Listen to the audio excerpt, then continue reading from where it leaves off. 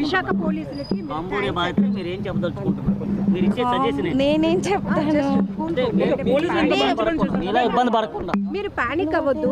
ఇలా ఇబ్బంది పడకుండా పోలీసులకి మీరు ఏం చెప్పదలుచుకున్నారు?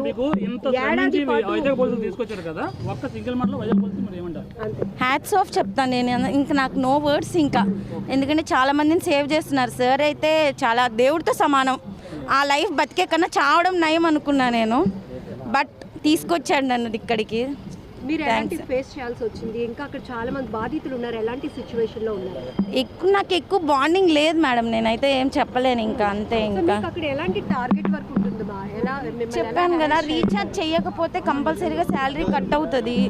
రీఛార్జ్ కంపల్సరీగా చేయాలా. రీఛార్జ్ చేయకపోతే బెదిరిస్తారు, మీ శాలరీ ఇవ్వము, పాస్పోర్ట్ ఇవ్వం. ఫస్ట్ ఆఫ్ ఆల్ వాళ్ళ పాస్పోర్ట్ మన పాస్పోర్ట్ వాళ్ళ దగ్గరే ఉంటుంది. మనం ఎటు వెళ్ళడానికి ఉండదు, నో ఆప్షన్.